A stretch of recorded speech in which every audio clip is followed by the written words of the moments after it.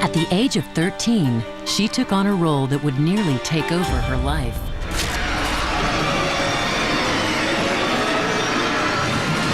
There was no space between Linda and Reagan.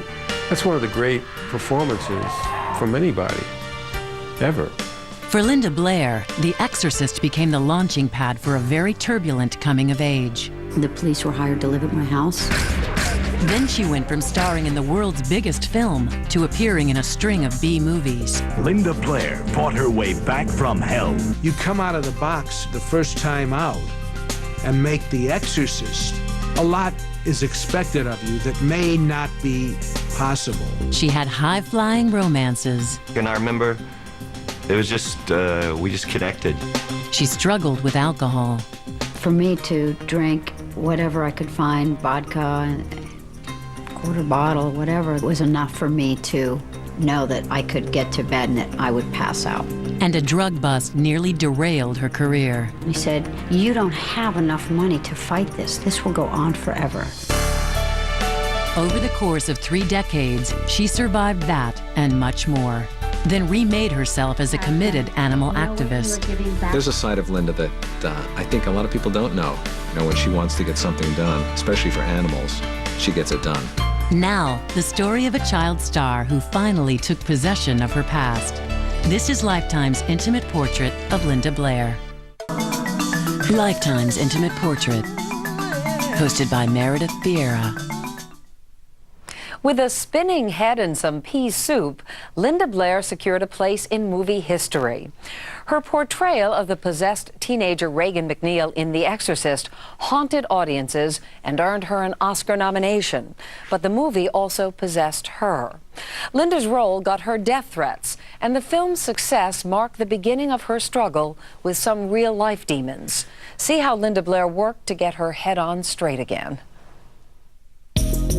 In 1973, 14-year-old Linda Blair became an instant superstar when she appeared in the feature film, The Exorcist. Be gone! In the name of the Father, and of the Son, and of the Holy Spirit, by this sign of the Holy Cross of our Lord Jesus Christ, who lives and reigns with the Father and the Holy Spirit. Damien! Amen. God, defender of the human race. Oh. But the public couldn't separate Linda and the character she portrayed, Reagan McNeil, a little girl turned into a monster by demonic possession. People weren't, "Oh, we love you and this is great." They were afraid of me. They did not know what to think when they saw me presented to them. Instantly, they were afraid. I'm about to be possessed. Oh my gosh. And you could see it in their eyes. People just came undone. She goes, "Why couldn't I have been a princess or something?" And everyone remembered me as a princess. I mean, she goes through all these people that are terrified of her, you know, and how awful to have that kind of legacy with you that people are running from you. For decades, Linda hoped in vain that the world would forget about the role that made her famous. I think to everybody, they'll always be, the first reaction will always be the girl from The Exorcist. But it would take nearly 30 years for Linda to come to terms with the role she'd taken on when she was just a little girl. Linda Blair was born on January 22nd, 1959, the third child of Jim and Eleanor Blair. And from the very beginning, Hollywood was a part of her life. I was born in St. Louis, Missouri, and the address was 123 Hollywood Lane, which my mother, as I got older, she says, "Well, you know, you're the third child, and you were born on Hollywood Lane." And I was like, wow, that's kind of cool. Linda's mom stayed home with the kids. Her dad, a former Navy test pilot, worked in sales. They were both very vivacious people, and I think that for me, I definitely reacted off of that. That's where I get a lot of my bigger personality. Like her siblings, Linda was a tow-headed kid with cuteness to spare. Well, she was always a very happy baby, and she, of course, the apple of her father's eye. You know, she just was a sweet kid. When Linda was 2, her family moved from St. Louis to Westport, Connecticut. Not long after, Linda's mother saw something in the newspaper about child models. She submitted pictures of all 3 of her kids, but it was Linda who quickly became the star attraction. I was always in the spotlight. I think for my sister and brother, it had to have been very difficult. Linda was adorable and outgoing, with a face that seemed made for the camera and a knack for following direction. When they would ask her to sit in a certain position or hold a doll or do whatever she had to do, they only had to tell her once. In no time, Linda was one of the busiest child models in the business. I was lucky enough to work constantly. And of course you work for catalog houses, which would include like Sears and Roebuck, all the old catalogs. Print work soon led to TV commercials. By the time she was 5, Linda was practically a fixture on network television, hawking products of all kinds. I'm not using Ivory anymore. Why not? It's for babies. I'm grown up. So there was several commercials from Ivory Soap. Did Welch's grape jelly, Golden's mustard, Carefree gum. Carefree, the sugarless gum with flavor instead of sugar. Oh golly, it was just endless. Linda and her mother spent most of their time driving back and forth to New York City for auditions and photo sessions. The non-stop work schedule caused tension in the family.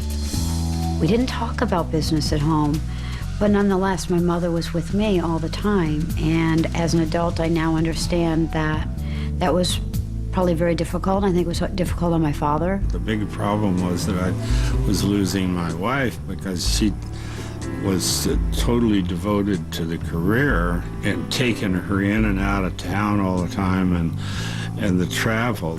Acting came easy to Linda, but it wasn't the career she imagined for herself. When I was little, I knew I wanted to be a veterinarian. I'm not exactly sure where that came from. It could possibly have come from my mother, but I know it was just my strong love for animals. Her family had a love for animals, and I think her mom really taught her a big lesson with animals, and she was brought up around them. She used to bring home a cat a week, I think, there for a while. We were up to our ears in cats. When she reached age 10, Linda had saved enough money from her commercial work to buy her own horse. Riding was her fun, her release, her passion. My first pony and everyone thereafter were my dream come true. That was everything I ever wanted. It takes work. It takes patience. It takes a lot of concentration. It's like becoming a dancer. Linda enjoyed her horses so much that by the time she reached puberty, she decided she'd had enough of acting. Instead, she wanted to concentrate more on competitive riding and her dream of going to the Olympics. When I was 12, 13 years old, I knew that my heart was not in acting or modeling in commercials anymore because that wasn't who I was. I had other dreams. And that was when I finally said to my mother, I would like to stop. This isn't for me. And she said, okay, I understand. Then, 2 weeks later, a call came that would utterly transform the course of Linda's life. The first interview for The Exorcist came along. Had it not been in that time period, I would not have been the one that did that film. And that's God's honest truth. Coming up, the painful process of making a horror classic.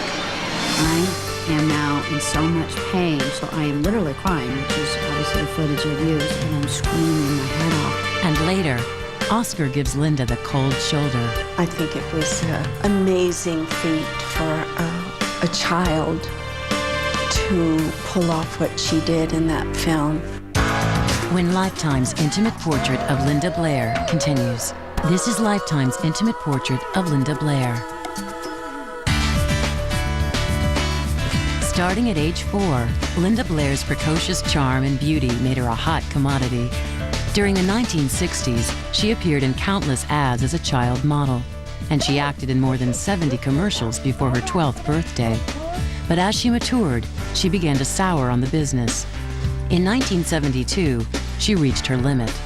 In modeling, they have to, if you are just coming of age and you are getting small breasts, they don't want you to be a woman, they need you to be a little girl. And so they would wrap my breasts with cellophane. And I found it really intrusive.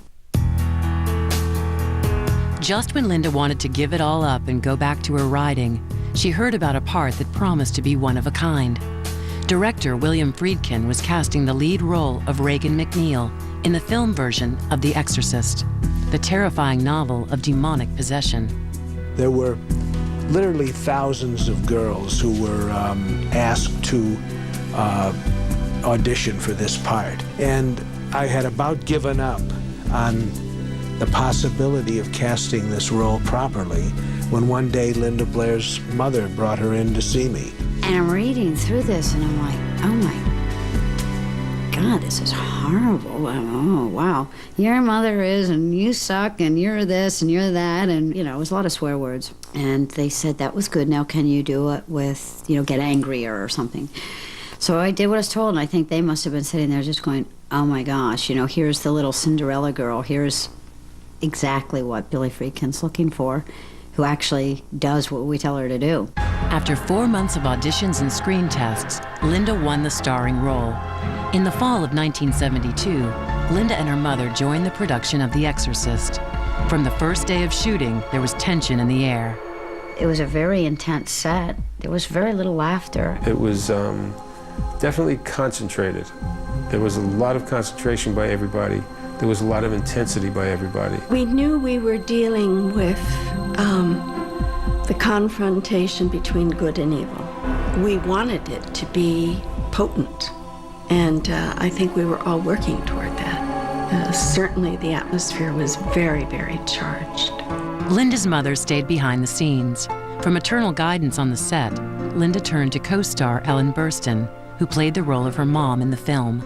Ellen extended this genuine love and compassion and friendship to me while we were working. I always felt very protective toward her. We all did, because we all knew that we were dealing with innocence, you know, and none of us really wanted to tamper with her innocence. Cast and crew found themselves amazed at 13-year-old Linda's uncanny ability to act under extremely difficult conditions. Over the top of the sets were enormous air conditioning units that were used to air condition large restaurants, and there was one over every wall of the set. We turned these air conditioning units on at night and come in the next morning, it'd be 30 below zero. Everyone was in parkas and cold gear. Linda had to be in a nightgown. By the time we got a setup and I lit it, it would get up to about zero, and zero wasn't good enough to show breath. Even more grueling for Linda was the application of her grotesque makeup. The process required her to sit still for hours each day. They put a TV set behind her so she could see it in the mirror, because she had to be in the makeup chair sometimes 4 or 5 hours. The results were terrifyingly real, but quite painful. She had to put these contact lenses in her eyes, white contact lenses that were opaque. And so she was virtually blind when she had them in. You know, they looked horrible to the outsider. And I can't imagine what they were like to her, and I know they must have been painful, because I always saw her grimace when she put them in. Perhaps most challenging of all were the scenes of demonic possession, in which Linda was attached to a mechanism that shook her like a rag doll. It went back, and as it went back, it pulled me, so there's the slam. And it was hitting me in the spine, and it got worse and worse. The dialogue is, please make it stop, it hurts, it burns. And I am now in so much pain, so I am literally crying, which is obviously the footage I've used, and I'm screaming my head off. You know, please make it stop. You know, all of that raging when she was totally possessed by the demon, that was harrowing. Keep away! The soul is mine! She just did it. And I never heard her complain. I never heard her whine or cry or anything like that. I never saw her be scared. If she was, she didn't show it. She was a trooper all the way, and if you saw the rushes of any of these scenes, you would see her doing the most outrageous scenes, the most, you know, weirded out behavior. And then I'd say cut, and you'd see a stagehand come in off stage and hand her a milkshake. But as shooting on The Exorcist kept getting extended, the never-ending schedule took its toll on the young star. What I remember was spending a lot of time looking in the mirror, trying to understand why they were making me a monster. Why did the 3 months of filming turn into 6 months, into a year and a half? Is this what the life was? Is this what I'd be doing the rest of my life? Then came a series of strange events. First, an electrical fire burned down the set. Then cast member Jack McGowan died suddenly just 2 weeks after his scenes were shot. Co-star Max von Sydow's brother died. Linda's own grandfather died. Some observers thought the movie was cursed, but cast and crew denied it. No, I don't think the movie was cursed. You know, good won, and good triumphs in that movie. People dying while we were shooting the movie, well, you know, it happens on lots of films. And so I figured, but it was great media hype, and they were playing it up to the hilt. Finally, in December of 1973, nearly 2 years after production started, the first public screening of The Exorcist was held in New York City. When my name came up, they gave me a standing ovation, and, you know, I just started crying. I knew my life had changed. I knew what I saw on film was so powerful, but I did not understand what, how, why. I didn't understand any of it. It wasn't until probably I saw the film all put together that I realized just how great she was. I'm Damien Karras. And I'm the devil. Now kindly undo these straps. If you're the devil, why not make the straps disappear? That's much too vulgar a display of power, Karras. Where's Regan? In here with us. Show me Regan and I'll loosen one of the straps. Can you help an old altar boy, Father? Your mother's in here with us, Karras. Would you like to leave a message? You say, how can a child that age do what she did? When The Exorcist went into wide release, it caused a sensation, shattering box office records and sending audiences into a state of shock.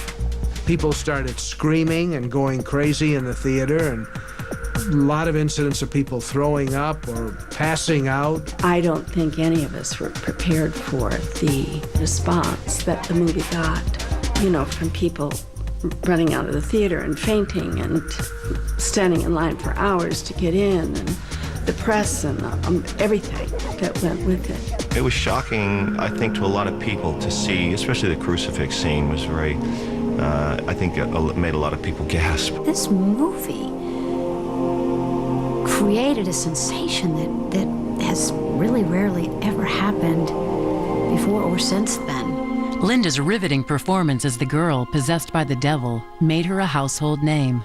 Linda did a great job in that movie. I think that's what sold it. You know, you could have all of the special effects, but without her being so believable, it wouldn't have scared you. But there was an unexpected dark side to Linda's newfound success. Before long, she was subjected to death threats. I had many people approach me that raised fear in everyone around me. I was very well protected. The police were hired to live at my house. I mean, it just scares the living bejesus because you don't know what to do. I didn't know whether to go to the police. I didn't know whether to go to a neighbor. I didn't know whether to get my preacher out, a hawk, whatever. You know, I just didn't know which way to turn. Linda's stalkers were never identified, and in time the threats passed. Yet by early 1974, as The Exorcist continued to arouse and terrify audiences, it was clear that for 14-year-old Linda, something precious had been lost. I don't think that her innocence stayed intact afterwards. I think all that came, the celebrity, probably was wounded, and her innocence got sacrificed. Coming up, teenage Linda falls in love for the first time. Someone came up to me and said, Linda Blair's in the audience. Do you want to say hi to her? And I said, oh, sure, yeah, I'd love to. And later, she seeks solace at the bottom of a bottle. I remember finding whatever I could, alcohol-wise, in the house and just drinking. When Lifetime's intimate portrait of Linda Blair continues. This is Lifetime's intimate portrait of Linda Blair. By the age of 14, Linda Blair, the one-time poster girl for Ivory Soap, was suddenly a huge movie star, known for scaring audiences out of their seats. Her role as possession victim Regan McNeil in the smash film The Exorcist made Linda one of the most recognizable teenagers in the world. I had never had the dreams, oh, I want to be an actress so that people know who I am. It was more than I was prepared for. To be splashed all over the covers of magazines and you're reading about yourself, you're like, I didn't do that. But in Hollywood, the name of the game is exposure. So Warner Brothers threw a party to celebrate Linda's 15th birthday and invited the media. Of course, I didn't know anybody there, but it was all of the main press and, of course, the cast, and it was a big event that they did. The press had a million questions for the little girl who'd been so convincing in the role of a child possessed. Has it anything to your beliefs, your personal feelings inside? I guess not really. No, I mean, I've changed a little bit, but I still go to church and all that stuff, but... The overwhelming attention was new to Linda. She didn't know what to expect. Then the nominations started coming through, and I had never been part of anything like that, and I didn't really understand everything with the nominations and filmmaking, and so everything was all new to me. Linda's performance in The Exorcist earned her a Golden Globe, as well as a People's Choice Award. For me, it was a very big moment in my life. Even more impressively, despite the fact that it was her first starring role, Linda was nominated for an Oscar for Best Supporting Actress, but controversy about The Exorcist cast a cloud over her nomination. I'm sure that all of this publicity that was generated by the film and all of the prudes who jumped on board and psychopaths and people like that who had access to print and television and all of the people who played lesser, if not insignificant, roles in the film came aboard and tried to take the credit. In the end, another child actress, Tatum O'Neal, took home the statuette that year. I felt Linda should have won an award. I think she deserved it. I think it was an amazing feat for a child to pull off what she did in that film. She definitely deserved an Oscar for that, definitely. That's one of the great performances from anybody, ever. After awards season, Linda's mother moved back to Connecticut. Her older sister Debbie took over as 15-year-old Linda's guardian in Hollywood. The two girls frequently set out to enjoy the nightlife. We were looking through the newspaper, and I didn't see any place or anybody that I wanted to see. And she goes, well, who's that guy? It was Rick Springfield. And I'm like, oh, some guy. Linda and her sister went to the world-famous Whiskey A Go-Go on the Sunset Strip, where Australian pop sensation Rick Springfield was playing a sold-out show. Someone came up to me and said, Linda Blair's in the audience. Do you want to say hi to her? I said, oh, sure, yeah, I'd love to. And this manager came up to me and said, would you like to meet Rick? And I said, no. And I'm sure he was shocked. And he asked again, and finally I realized I must be being rude, so I said, fine. She came back, and I remember it was just, we just connected, you know. There was just, I didn't expect it. I'm sure she didn't expect it. It was love at first sight. That's all it was. Sweet love, innocent.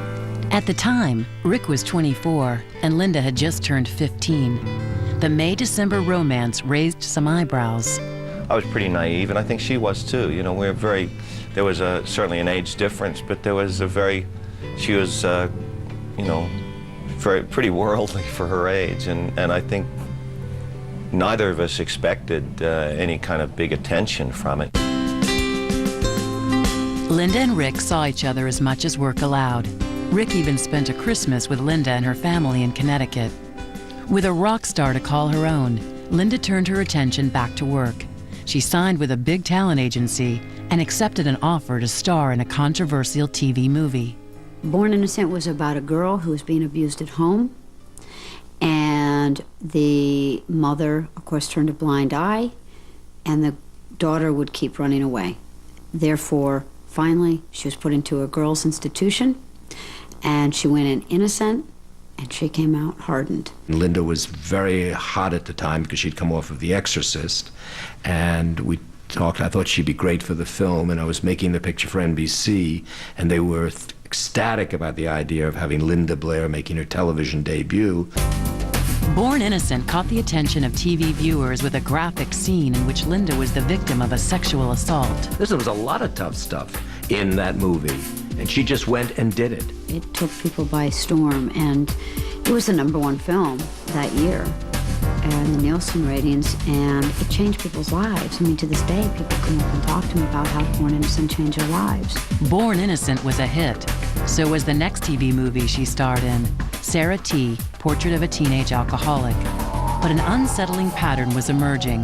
Hollywood seemed determined to cast Linda as the eternally bedeviled victim. I think after you stack a few of them up, and all of a sudden you go, wait a minute, there's a pattern here. And I think it was a bit frustrating for her. I think if I had been allowed to do comedy, it would have made a great difference in my career at that age, but I wasn't. And so, yeah, I think I was definitely got into a point of being typecast.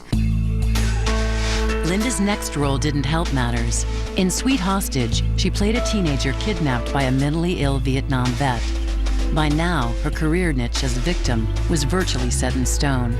Even worse, her relationship with Rick Springfield was showing the strain of being played out in the spotlight.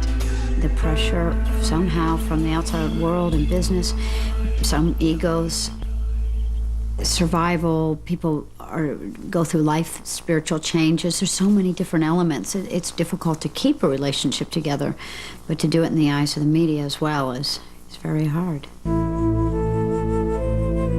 Linda wanted Rick to be her co-star in Sweet Hostage. Instead, producers hired a charismatic actor named Martin Sheen, who cast a spell on youthful Linda. He's magical, he's kind, he's funny. I was madly in love with him, and that's what shows on film. By the time Sweet Hostage was over, so was Linda's relationship with Rick Springfield.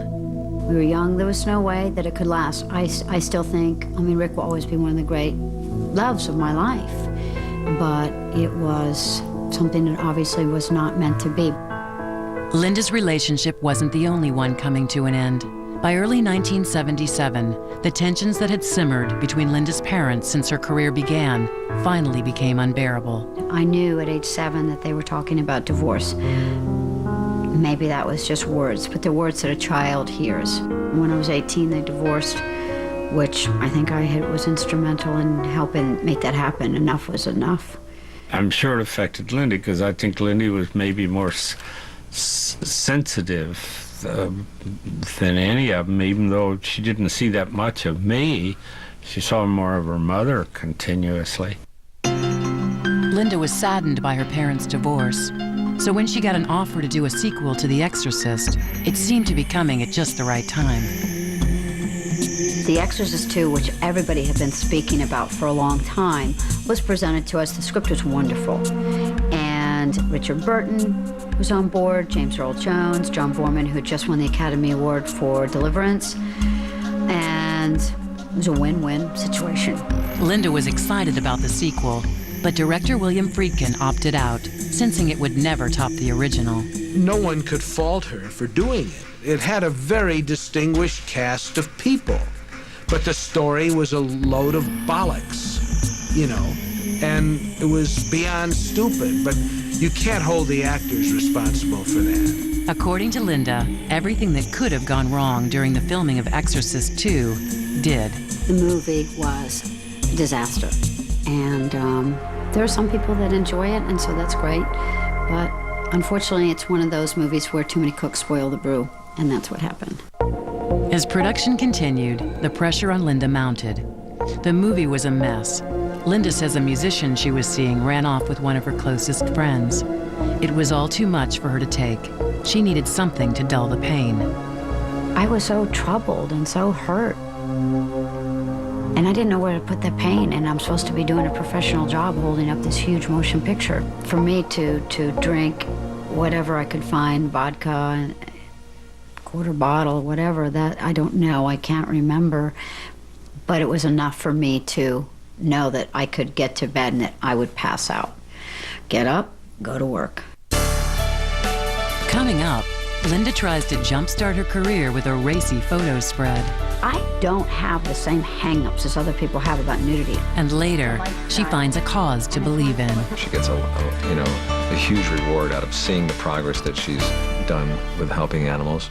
When Lifetime's intimate portrait of Linda Blair continued. Lifetime's intimate portrait of Linda Blair. At age 14, Linda Blair made one of Hollywood's most memorable debuts as the star of the 1973 film The Exorcist. But in the years that followed, she found it difficult to avoid being pigeonholed as a victim, and harder still to leave behind the legacy of her first film. By the time she starred in the sequel, Exorcist II, in 1977, a relationship with rocker Rick Springfield had gone south, and Linda's parents had divorced. Linda turned to booze to cope with her depression. But it was a very painful time, and I can reflect back and say that that was one of the most difficult years anybody could ever have survived through. And I do give myself credit, and I do try to embrace myself for making it through that time, because I know it just about killed me. But she never told me that she was depressed. She really didn't, and I think she was probably protecting me. Linda managed to overcome her dependence on alcohol, but that wasn't the end to her heartaches or difficulties. First, Exorcist II flopped when it opened in the summer of 1977. Then, on October 20th of that same year, several of Linda's friends in the rock band Lynyrd Skynyrd died when their plane crashed. Linda was grief-stricken. They were Southern gentlemen, believe it or not, and they were fun-loving, and sure, they got in their brawls, but that was boy stuff. I was a fan of their music. So for me, they were family, and it was like losing brothers, and it hurt. Linda traveled to Florida for the funeral services, but once there, she got herself into trouble. An acquaintance invited her to come along on a cocaine buying trip. Linda went because the drug dealers were also dog breeders. She says she bought no drugs, but arranged to have a puppy delivered to her home in Connecticut. After the funerals, I went back to Connecticut, and it was many months before I got the puppy that I had chosen. When the dealers called Linda to make arrangements to deliver the puppy, they also asked her if she knew anyone who was interested in buying cocaine. And I kept saying, this is all on tape. I don't know, I don't know, I don't know, because it was like, it was so accessible back then. Everyone had it everywhere. And finally it's like, oh, look, I'm sure I know somebody. And those were the words that convicted me. Soon after, Linda was arrested and charged with being part of a drug conspiracy. Linda wanted to face the charges at trial, but her lawyer counseled her against it. He said, you don't have enough money to fight this. This will go on forever. Everybody's going down, and they want you. It's better to make a deal. And that is why we made the deal. Was it hard to live with? Yeah, because it wasn't the truth. Linda ultimately pleaded guilty to conspiracy charges related to the possession of cocaine. She was placed on probation and agreed to talk to youth groups about the consequences of drugs. I was the one that took the blow for everybody. And as I say, life has gone on, and there's nothing that I can do to change that, but it didn't feel good. After the drug bust, Hollywood looked at its favorite child star with suspicion. It wasn't easy for Linda to find work, but in 1978, she did land a role in a horror film directed by Wes Craven. I think at that time, when I was working with her on Summer of Fear, it was that and the fear of, the trouble she had had with the law and with drugs and with supposedly wild living and so forth. Summer of Fear came and went with little fanfare. By 1982, Linda was just 23, but her career was stalled. Hollywood was still gun-shy from the drug bust and saw her as the helpless victim from The Exorcist. A friend advised Linda to give her image a makeover. She said, I've just about had it that people just can't see that you're an adult, and everyone sees you as a little girl. They won't get past it. You need to have better roles. Linda decided to pose nude for the October 1982 issue of Oui magazine. She did it for the same reason that Burt Reynolds did Cosmopolitan. The career was a little cold at the time, and it was I hope she thought it would bring some heat to her. I guess it did give her some heat. but whether it was the right kind of heat. But listen, you're an actress and you have to work. Quite often, for a woman who has been a child actor to do a nude spread saying, hey, I'm no longer a girl, I'm a woman. I think the pictures are very nice. I don't have the same hang-ups as other people have about nudity. The magazine was meant so that I could talk about my story. I talked about the drug bust and so forth. The racy photos didn't do Linda's career much good. By the late 80s, the woman who had once starred in the world's biggest film was reduced to appearing in a string of B movies. Linda Blair fought her way back from hell, and nothing was going to stand in the way of her revenge. Savage Island. I don't think she ever set out to do a B-roll film.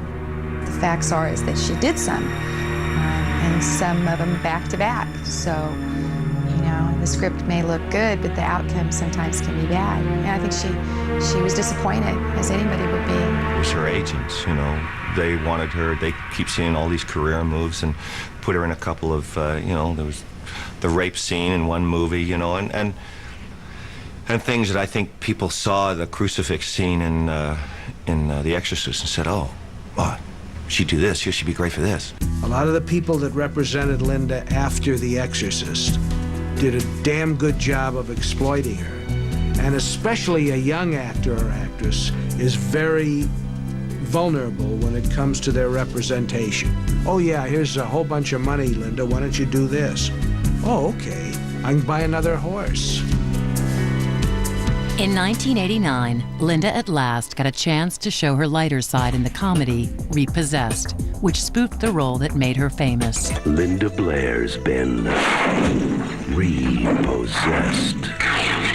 And this is the only man who could possibly save her. Oh, she loves that movie. I mean, that's one she's really proud of. The Exorcist was just a movie. And if I can poke fun at it and I can make fun, then you can lighten up about it. So for me, it was one of the greatest purging experiences. After more than a decade of trouble and turmoil, it seemed Linda's career was on the upswing. Then she learned her mother, Eleanor, had cancer. I went back to Connecticut, and I spent really the 3-4 of those years with her. I did everything for her that I thought another person should do for somebody. Linda's mother died in June of 1994. At the age of 69, the loss hit Linda hard. And it doesn't matter how much a child goes against a parent, she was always right. My mother was always right. Didn't mean that I wanted to hear it. My mother was the most instrumental person in my life. Coming up next, Linda rebounds from her mother's death with a new cause to live for. How you treat animals is how you treat your fellow man, and in turn, how you treat the environment. When Lifetime's intimate portrait of Linda Blair continues. Lifetime's intimate portrait of Linda Blair. For Linda Blair, the 80s and early 90s were a time of personal and professional struggle. She acted largely in B movies that didn't allow her to show what she was capable of. She loved and lost, and she still struggled to prove to the world that she was something other than the little girl who had once been possessed by the devil. Hollywood especially, I think, quickly categorizes you, and then it becomes, well, you are a safe bet as this, but not as anything else. In the mid-90s, Linda changed herself by returning to the passion of her childhood. She became a committed animal rights activist. How you treat animals is how you treat your fellow man, and in turn, how you treat the environment. They all go hand in hand. So if I can do something to help animals, then I know that I'm going to help everyone. It does all work together. She gets a huge reward out of seeing the progress that she's, done with helping animals. And I don't think anything in the entertainment industry can be that rewarding. Linda hosted a special screening of The Exorcist to benefit People for the Ethical Treatment of Animals, PETA. Her advocacy earned her the group's Humanitarian Award. Let the new millennium bring love and kindness to all living things. Thank you.